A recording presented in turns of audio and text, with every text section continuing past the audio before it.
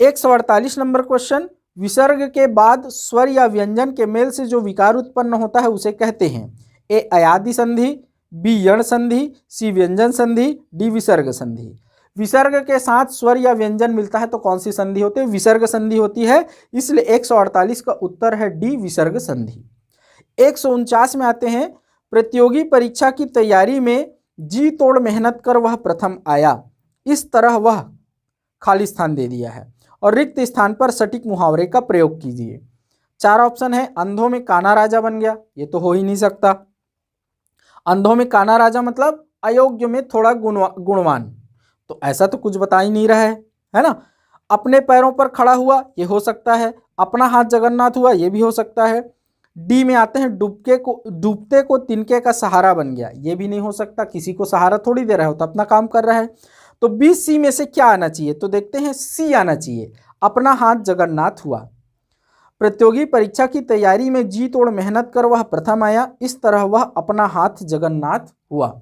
मतलब अपने से उसने तैयारी की और अपने से ही उसको क्या मिल गई? सफलता मिल गई। अपना हाथ जगन्नाथ हुआ मतलब स्वयं से कार्य सिद्ध होता है, तो स्वयं किया इसलिए उसको क्या, उसका कार्य क्या हो गया? सिद्ध हो गया। लेकिन इसका उत्तर अपने पैरों पर खड़ा हुआ ये भी लिया जा सकता है। तो व्यापम क्या लेता है इसका आंसर? इस पर डिपेंड है, क्योंकि ये वाला क्वेश्चन कहीं आया हुआ नहीं है ना, तो इसीलिए इसका परफेक्ट आंसर मिला नहीं है। ये दोनों हो सकता है, लेकिन ज्यादा चांसेस किसके हैं? अपना हाथ जगन्नाथ हुआ। ठीक है, चलिए देखते हैं अगला। 149 था ये, 149 नंबर का क्वेश्चन था। अगला देखते हैं 150, चुल्लू भर पानी में डूब मरना मुहावरे का सटीक अर्थ है। 150 नंबर क्वेश्चन क्या है? चुल्लू भर पानी में डूब मरना मुहावरे का सटीक अर्थ है। तो इसका सटीक अर्थ क्या है? ऑप्शन डी, लज्जित होना, है ना। चुल्लू, ऑप्शन ए क्या दिया है? चुल्लू में पानी भरकर आचमन करना, है तो हो ही नहीं सकता। बी आत्महत्या करना, है होता ही नहीं है। सी देवता का जलाभिषेक करना भी नहीं होता, तो ऑप्शन डी, लज्जित होना, यही इसका उत्तर है।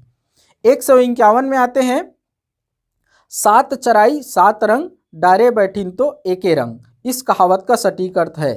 ए सप्त सिंधु, बी सप्त ऋषि, सी सप्तपदी, डी इंद्रधनुष। तो इसका उत्तर क्या होगा? ऑप्शन डी, इंद्रधनुष। 7 चराई, चराई करके दे दिया है, वो चिराई होगा। चिराई मतलब चिड़िया, है ना। तो 7 चिराई 7 रंग ये होना चाहिए, चिराई होना चाहिए, है ना। तो 7 रंग के होते हैं, इंद्रधनुष में कितने रंग होते हैं? 7 रंग होते हैं। और जब वो डारे बैठीन तो एक ही रंग, डारे मतलब डाल में, चिराई डाल में बैठा मतलब एक डाल में बैठेंगे मतलब उनको एक जगह कर देंगे। अभी 7 रंग अलग अलग हैं, इनको एक जगह जब कर देंगे तो 7 रंग मिलकर सफेद हो जाएंगे। तो डारे बैठीन तो एक ही रंग, तो एक रंग का हो जाएगा। तो इसीलिए इसका उत्तर क्या होगा? उत्तर डी, इंद्रधनुष होगा। 152 में आते हैं, खुशियां मनाना का समानार्थक मुहावरा है। खुशियां मनाते हैं तो क्या करते हैं हम? जैसे दीपावली में हम खुशियां मनाते हैं तो क्या करते हैं? दीपक जलाते हैं, तो क्या होगा? घी के दीपक जलाना। ऑप्शन डी इसका उत्तर होगा, 152 का, घी के दीपक जलाना। ठीक है। घर में गंगा बहाना, ये उसका उत्तर नहीं होगा। घूरे के दिन फिरना मतलब किसी का भाग्य जो है बदल जाना, अभागा का भाग्य बदल जाना या अयोग्य का भाग्य बदल जाना, अच्छा चीज मिल जाना, ये होगा घूरे के दिन फिरना। बंदूक छोड़ना मतलब बुरा काम छोड़ देना, ये होगा, है ना। घर में गंगा बहाना मतलब, हाँ, ये इसका अर्थ नहीं होगा। ठीक है, तो क्या होगा? घी के दीपक जलाना। 153 में देखते हैं, 153 नंबर क्वेश्चन को ध्यान से सुनिएगा। अल्प विराम चिन्ह का उपयोग किस स्थान पर किया जाता है? क्वेश्चन है, अल्प विराम चिन्ह का उपयोग किस स्थान पर किया जाता है? ऑप्शन ए है, जब एक ही शब्द भेद के दो दो शब्दों के बीच में समुच्चय बोधक ना हो वहां पर। तो ए सही है। क्या कहा है? जब एक ही शब्द भेद के दो शब्दों के बीच समुच्चय बोधक ना हो तो वहां, समुच्चय बोधक अव्यय ना हो तो वहां अल्प विराम का हम क्या करते हैं? प्रयोग करते हैं। ठीक है, जैसे मान लो गली गली, इसमें या क्या कर देते हैं? राम और भरत, ऐसे दो शब्द हैं, है ना। इनके बीच अभी क्या है? अव्यय है। कौन सा अव्यय बोला है? समुच्चय बोधक अव्यय, समुच्चय बोधक अव्यय है। ये नहीं रहेगा तो हम क्या करेंगे? राम भरत ऐसा लिखेंगे। तो जब समुच्चय बोधक ना हो तो अल्प विराम का हम प्रयोग करते हैं, तो ए सही है। बी, जब एक ही शब्द भेद के 3 या अधिक शब्द आवे और उनके बीच विकल्प में समुच्चय बोधक रहे तब अंतिम शब्द को छोड़ शेष शब्दों के पश्चात, बिल्कुल ठीक है। जब इसी को हम क्या करें, राम भरत शत्रुघ्न, तो 3 है, तो 3 के में लास्ट में हम क्या करते हैं, और लगाते हैं, और उससे पहले वाले में क्या करते हैं, अल्प विराम। राम भरत और शत्रुघ्न जा रहे हैं, तो इसी को बोल रहा है वो, तो बी भी सही है। सी, समानाधिकरण शब्दों के बीच में, समानाधिकरण मतलब एक ही कारक में जो शब्द हो उनके बीच, तो एक ही कारक में, जैसे यहाँ पर राम और भरत दोनों क्या है, एक ही कारक में है, कर्ता कारक में है, तो दोनों के बीच अल्प विराम लगाते हैं, तो सी भी सही है। तो ऑप्शन डी इसका उत्तर होगा, उपर्युक्त तीनों प्रयोगों की स्थितियों में। तो 153 का उत्तर क्या होगा, डी, उपर्युक्त तीनों प्रयोगों की स्थितियों में। ठीक है, ये समझ में आ गया होगा क्या कह रहा हूं मैं, ये बताया जो मैंने। फिर देखते हैं 154 नंबर प्रश्न, भारत की राजधानी बताओ, इस वाक्य के अंत में किस विराम चिन्ह का प्रयोग होगा। ए, प्रश्न चिन्ह, बी, पूर्ण विराम, सी, अपूर्ण सूचक चिन्ह, डी, इनमें से कोई नहीं, है ना। तो क्या लगेगा, कई लोग यहां प्रश्न चिन्ह लगाकर आए होंगे, लेकिन इसका उत्तर बी होगा, पूर्ण विराम। 154 का उत्तर बी, पूर्ण विराम। क्यों, भारत की राजधानी बताओ, यहां क्वेश्चन नहीं किया जा रहा, मतलब यहां प्रश्नवाचक वाक्य नहीं है, ये क्या है, आज्ञावाचक वाक्य है, और आज्ञावाचक वाक्य के अंत में पूर्ण विराम लगता है। तो क्या होगा, भारत की राजधानी बताओ। ये कामता प्रसाद गुरु में दिया हुआ है, विराम चिन्ह के लगभग सारे क्वेश्चन कामता प्रसाद गुरु से आए हैं, है ना। तो यहाँ पूर्ण विराम लगता है, क्यों, क्योंकि ये प्रश्नवाचक वाक्य नहीं है, बल्कि क्या है, ये आज्ञावाचक वाक्य है। यहाँ हम किसी को आदेश दे रहे हैं बताने के लिए, ठीक है। प्रश्नवाचक में पूछते हैं, आदेश नहीं होता है ना। ठीक है, तो यहाँ पूर्ण विराम लगेगा। 155 में आते हैं, क्यों री, क्या तू आंखों से अंधी है, इस वाक्य के अंत में किस विराम चिन्ह का प्रयोग होगा। ए, आश्चर्य चिन्ह, बी, प्रश्न चिन्ह, सी, निर्देशक चिन्ह, डी, पूर्ण विराम। तो इसका उत्तर 155 का होगा, आश्चर्य चिन्ह। आश्चर्य चिन्ह, आश्चर्य चिन्ह को और क्या कहते हैं, विस्मयादि बोधक चिन्ह, विस्मयादि बोधक चिन्ह। ये question same to same Kamta Prasad Guru में दिया हुआ है ना, वहीं से पूछा है इस क्वेश्चन को। तो इसमें क्या होगा, आश्चर्य चिन्ह होगा, क्योंकि यहां हम प्रश्न नहीं पूछ रहे हैं, यहां हम आश्चर्य नहीं, विस्मयादि बोधक जो चिन्ह है ना, उसके अंतर्गत क्या आता है, विस्मय मतलब आश्चर्य, हर्ष मतलब प्रसन्नता, शोक, घृणा, तिरस्कार, स्वीकार, इन सारे प्रकार के जो भी भाव है, भाव को जब हम व्यक्त करते हैं तो ये वाला चिन्ह लगाते हैं। इसको क्या कहते हैं, उल्टाई को विस्मयादि बोधक चिन्ह कहते हैं, है ना। तो ये लगाते हैं, तो यहां हम भाव व्यक्त कर रहे हैं, है ना। क्यों री, क्या तू आंखों से अंधी है, पूछ नहीं रहे हैं, भाव व्यक्त कर रहे हैं। पागल है क्या, ये काम देख रही है सामने नहीं कर रही है, भाव व्यक्त कर रहे हैं, गुस्से वाला भाव, इसलिए वहां कौन सा लगेगा, विस्मयादि बोधक चिन्ह, जिसको आश्चर्य चिन्ह कहते हैं। तो 155 का उत्तर ए होगा, आश्चर्य चिन्ह। 156, बढ़ता हुआ मनोविकार सूचित करने के लिए प्रयुक्त विराम चिन्ह की दृष्टि से निम्नांकित में कौन सा उदाहरण सही है ना। तो ए, तो इसका उदाहरण उत्तर ए सही है। शोक के बाद 2 ठो आश्चर्य चिन्ह और महाशोक के बाद 3 आश्चर्य चिन्ह, ये वाला उत्तर सही है। तो उत्तर ए सही है, 156 का उत्तर ए सही है। 2 विराम, 2 आश्चर्य चिन्ह और 3 आश्चर्य चिन्ह। ये क्वेश्चन भी कामता प्रसाद गुरु में दिया हुआ है, सेम टू सेम वहीं से उठाया हुआ है ना।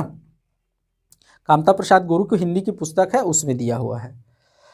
157 में आते हैं, विदेशी भाषा से हिंदी में आया उपसर्ग निम्नांकित में से कौन सा है। तो 4 उपसर्ग दिए हुए हैं, एक है कम, दूसरा है कु, तीसरा है नी, और चौथा है अन। ठीक है, तो देखो ये कम जो है ये विदेशी भाषा से आया है, अरबी फारसी का उपसर्ग है ये कमसीन। इससे क्या शब्द बनता है, कमसीन, कम अक्ल, ये बनता है ना। कमजोर, ये सब कम से बने हैं। ये सब कहाँ का है? अरबी फारसी का उपसर्ग है कम। कु कहाँ का उपसर्ग है? संस्कृत का उपसर्ग है, तत्सम उपसर्ग। नी तत्सम उपसर्ग है, अन जो है तद्भव उपसर्ग है। तो ये जो है कम, ऑप्शन ए। तो 157 का उत्तर क्या है? ए, कम। 158 निम्नांकित में से किस शब्द में गुण संधि का प्रयोग हुआ है? तो 4 ऑप्शन है, राजेश, रामकुमार, विद्यार्थी, यद्यपि। तो रामकुमार में तो संधि कुछ हुई नहीं है ना, बाकी में देखते हैं।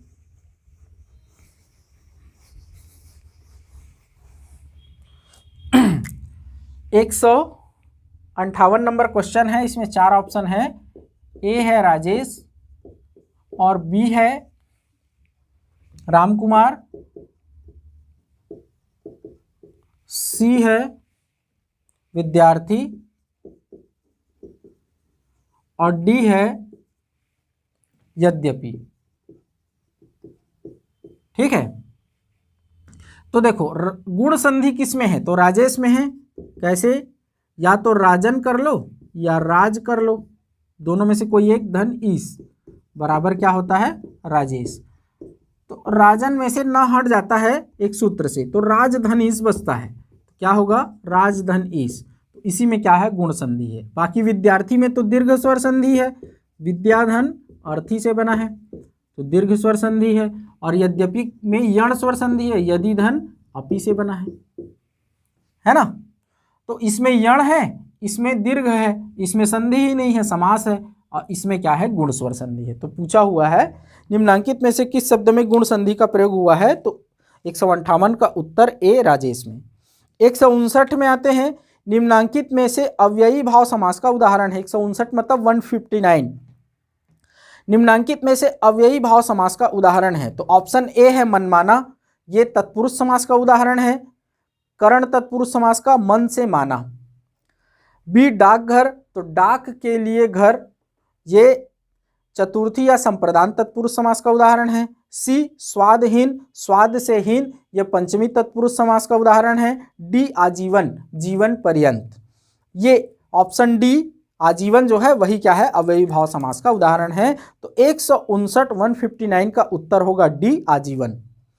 160 में आते हैं, स्वयंभू शब्द का प्रयोग किसके लिए किया जाता है? तो स्वयंभू का अर्थ क्या होता है? जो स्वयं से उत्पन्न हो। स्वयं सेवा करने वाले को स्वयं सेवी कहते हैं। ऑप्शन एन में क्या दिया हुआ है? स्वयं सेवा करने वाले को, तो इसका उत्तर स्वयं सेवी होगा। स्वयं के पैर पर खड़े युवक को तो स्वावलंबी कहते हैं उसको। सी थोड़ी देर पहले पैदा हुए शिशु को नवजात कहते हैं। ठीक है, तो इसका उत्तर क्या? 160 का उत्तर क्या होगा? डी, जो स्वयं उत्पन्न हो। स्वयंभू, स्वयं मतलब स्वयं, भू मतलब उत्पन्न होना, है ना। 161 रंग बदलना मुहावरे का अर्थ है, तो इसका अर्थ है परिवर्तन होना। ये दिया हुआ है हरदेव बहारी में, सीधा सीधा दिया हुआ है इसको, है ना। रंग बदलना का अर्थ परिवर्तन होना। ठीक है, 162 कपटी मित्र किस मुहावरे का अर्थ है? तो ये तो सारे पुस्तकों में मिल जाएगा। आस्तीन का सांप, इसका उत्तर 162 का उत्तर डी, आस्तीन का सांप होगा। ठीक है, आस्तीन मतलब आस्तीन, हाथ जो कमीज बनवाते हैं तो आस्तीन, आस्तीन में सांप है, आप उसको मित्र समझ रहे हो और फट से काट दिया। तो कपटी मित्र है, छुपा हुआ मित्र है। छुपा हुआ क्या है? हाँ, कपटी मित्र है, जो मित्र समझ रहे थे काट दिया, तो आस्तीन का सांप होगा। 162 का उत्तर डी, आस्तीन का सांप। 163 हवा के घोड़े पर सवार होना मुहावरा का उपयुक्त अर्थ है, तो इसका उपयुक्त अर्थ है डी, बहुत जल्दी में होना। ये भी हरदेव बहारी में दिया हुआ है ना। तो 163 हवा के घोड़े पर सवार होना का उत्तर है ऑप्शन डी, बहुत जल्दी में होना। 164 का उत्तर है, मतलब 164 क्वेश्चन पढ़ते हैं। अधजल गगरी छलकत जाए कहावत का अर्थ है। तो अधजल गगरी छलकत जाए मतलब यदि गगरी, गगरी मतलब छोटा घड़ा आधा भरा है तो छलकता है, तो वैसे ही जो अल्पज्ञानी है वो बात ज़्यादा करते हैं, पाखंड ज़्यादा करते हैं, डिंग हाँकते हैं, उनको पूरा चीज़ मालूम नहीं होता फिर भी क्या करते हैं? बोलते हैं, छलकते जाते हैं, है ना। तो इसका उत्तर होगा डिंग हाँकना, ए। 164 का उत्तर होगा ए, डिंग हाँकना। 164 प्रश्न क्या है? अज्जल गगरी छलकत जाए कहावत का अर्थ है, तो उत्तर है ऑप्शन ए, डिंग हाँकना। 165 में आते हैं, किस विराम चिन्ह का प्रयोग शब्दों के युग्म में अथवा शब्दों को दोहराने में किया जाता है? किस विराम चिन्ह का प्रयोग शब्दों के युग्म में अथवा शब्दों को दोहराने में किया जाता है ना? ए है योजक चिन्ह, बी है निर्देशक चिन्ह, सी है लाघव चिन्ह और डी है त्रुटिपूरक चिन्ह। तो योजक चिन्ह उत्तर है ए। 165 का उत्तर क्या है? ए, योजक चिन्ह। योजक चिन्ह का प्रयोग हम किस में करते हैं? युग्म, शब्दों के युग्म में या शब्दों को दोहराने में। जैसे शब्दों के युग्म में, जैसे मैं क्या लिखूं? तेलवेल, तो तेलवेल ऐसा लिखता हूं, तो ये क्या है? योजक चिन्ह। इस चिन्ह को क्या कहते हैं? योजक चिन्ह कहते हैं, है ना? तो योजक चिन्ह का प्रयोग शब्दों के युग्म में करते हैं। जैसे अनल, अनिल शब्द युग्म है, अभी हमने देखा कुछ इससे पहले वाले वीडियो में। अनिल, अनल, अनिल इनमें करते हैं। शब्दों को दोहराने में भी करते हैं। जैसे दोहरा रहे हैं क्या? गली, गली, तो गली, गली। घर, घर, तो घर, घर। तो इसलिए इसका उत्तर क्या होगा? 165 का उत्तर ए, योजक चिन्ह। ठीक है, तो चलिए आज यहीं तक करते हैं।